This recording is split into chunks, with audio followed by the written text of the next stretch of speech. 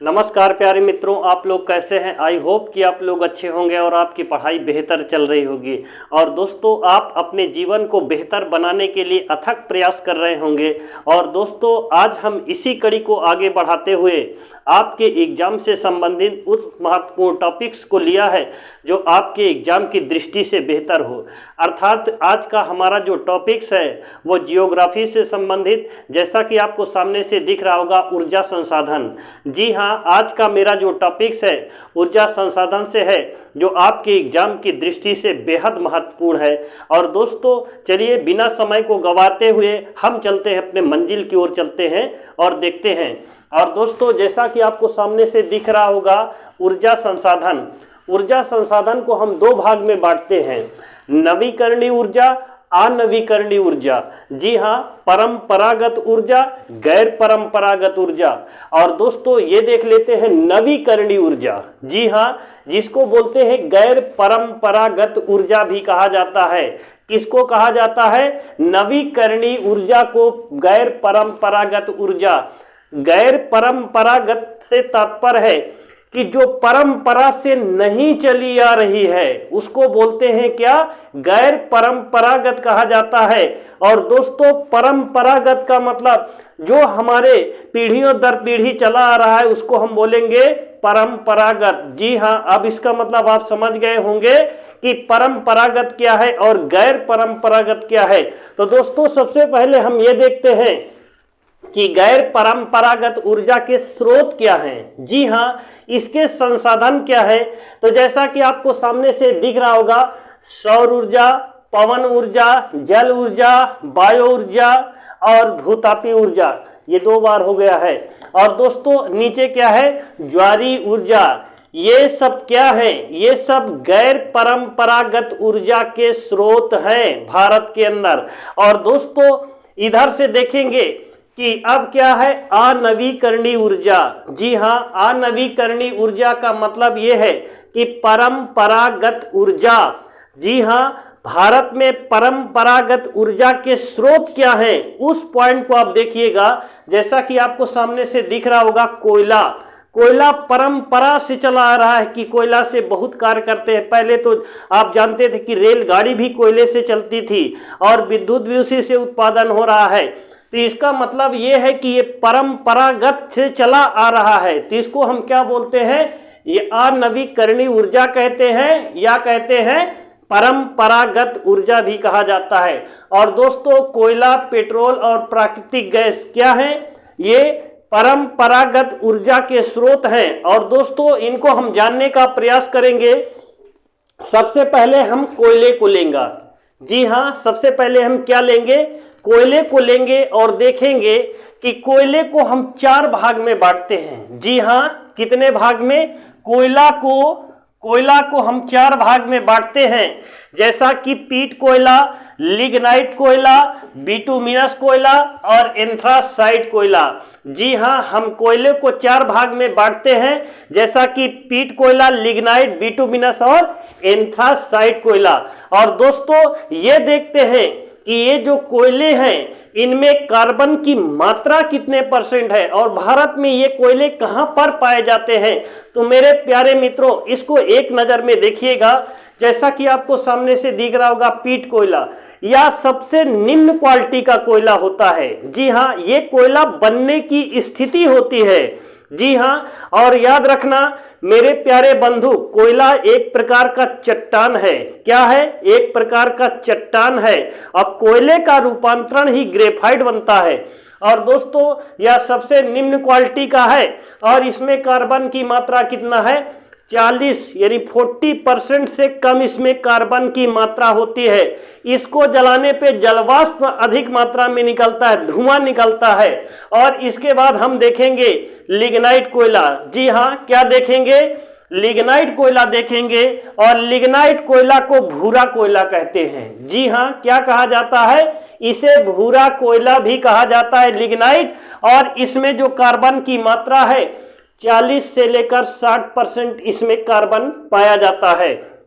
और दोस्तों, लिग्नाइट कोयले के लिए भारत में कौन सी खान प्रसिद्ध है? तो आपको बता देना चाहता हूं, तमिलनाडु के नेवेली खान। कौन सी खान है? नेवेली। जी हाँ, ये नेवेली खान कहाँ है? तमिलनाडु में है। और किस लिए प्रसिद्ध है? तो मेरे प्यारे मित्रों, ये सिर्फ लिग्नाइट कोयले के लिए प्रसिद्ध है, जैसा कि आपको सामने।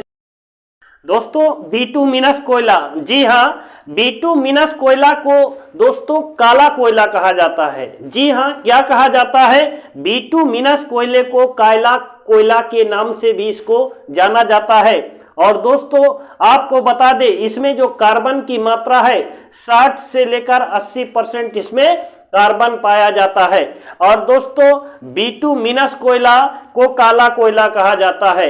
और दोस्तों, लास्ट में देखेंगे, जैसा कि आपको सामने से दिख रहा होगा, एंथ्रासाइट कोयला। जी हाँ, एंथ्रासाइट जो कोयला है, यह कोयले की सबसे उच्च क्वालिटी है। कौन सा? एंथ्रासाइट कोयला सबसे उच्च क्वालिटी है। और इसमें जो कार्बन की मात्रा है 80 से लेकर 90% कार्बन पाया जाता है। और आपको बता दें, ये धुआं रहित है, इसको जलाने पर धुआं नहीं निकलता है, क्योंकि ये कार्बन इसमें मात्रा अधिक है। और दोस्तों, आपको बता देना चाहता हूं कि यह जम्मू कश्मीर के रियासी जिले में पाया जाता है। जी हाँ, कहाँ पाया जाता है?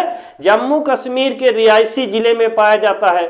और दोस्तों, अब चलते हैं, कहाँ पर चलते हैं, थोड़ा इसके आगे चलते हैं। अब दोस्तों, अब ये जानेंगे कोयला के प्रमुख उत्पादक राज्य। जी हाँ, भारत में कोयला के प्रमुख उत्पादक राज्य कौन कौन से हैं? तो जैसा कि आप जानते हैं कि छत्तीसगढ़ में वर्तमान में कोयला सर्वाधिक मात्रा में निकाला जाता है। और कोयला के कौन कौन से क्षेत्र हैं? जैसा कि आपको सामने से दिख रहा होगा, कोरबा है, सोहागपुर है और सोनहट। जी हाँ, कौन सा है? कोरबा है, सोहागपुर और सोनहट, ये कोयले के लिए छत्तीसगढ़ में प्रसिद्ध है। और दोस्तों, अब देखेंगे उड़ीसा। उड़ीसा में 20% पाया जाता है। और कौन सा क्षेत्र है? तलचर है और संभलपुर। जी हाँ, तलचर और संभलपुर क्षेत्र कहाँ है? उड़ीसा में। और किस लिए प्रसिद्ध है? ये कोयले के लिए प्रसिद्ध है। और दोस्तों, थर्ड पॉइंट पर देखेंगे झारखंड। जी हाँ, झारखंड में 20% कोयला पाया जाता है। और कौन सी खान? झरिया खान झारखंड में है। बोकारो खान कहाँ है? झारखंड में। और गिरिडीह खान कहाँ है? झारखंड में है, कोयले के लिए प्रसिद्ध है। और दोस्तों, फोर्थ पॉइंट पर देखेंगे, चौथे नंबर पे मध्य प्रदेश। जी हाँ, मध्य प्रदेश में 14% कोयला पाया जाता है। और दोस्तों, सिंगरौली और उमरिया मध्य प्रदेश में। जी हाँ, सिंगरौली और उमरिया मध्य प्रदेश में किस लिए प्रसिद्ध है? कोयले के लिए प्रसिद्ध है। और दोस्तों, 5वें नंबर पर देखेंगे, जो लिखा है आपको सिंगरेनी। जी हाँ, ये सिंगरेनी है। और सिंगरेनी कहाँ है? तेलंगाना में है दोस्तों। और ये भी किस लिए प्रसिद्ध है? याद रखना, कोयले के लिए प्रसिद्ध है। और इसके आगे आप देखने का प्रयास करेंगे, क्या देखेंगे प्यारे दोस्तों, कि पश्चिम बंगाल की कौन सी खान कोयले के लिए प्रसिद्ध है? तो दोस्तों, पश्चिम बंगाल में याद रखना रानीगंज खान। जी हाँ, रानीगंज खान, ये कहाँ है? पश्चिम बंगाल में। ये कोयले की बड़ी खान है। जी हाँ, कोयले की बड़ी खान कहाँ है? रानीगंज पश्चिम बंगाल में है। और दोस्तों, आपको बता देना चाहता हूं कि कोयला किस चट्टान में पाया जाता है। 2-3 पॉइंट और आप देखने का प्रयास करिए, ताकि यदि यहां से बने प्रश्न तो आप उसको पूरी तरह से कर पाए। तो कोयला अवसादी चट्टान में। जी हाँ, किस चट्टान में? अवसादी चट्टान में पाया जाता है। इस पॉइंट को आप ध्यान में रखिएगा। और दोस्तों, ये पूछता है कि कोयला किस काल की चट्टानों में पाया जाता है, तो आपको बता देना चाहता हूं कि कोयला गोंडवाना काल। जी हाँ, गोंडवाना। जी हाँ, गोंडवाना काल की चट्टानों में पाया जाता है।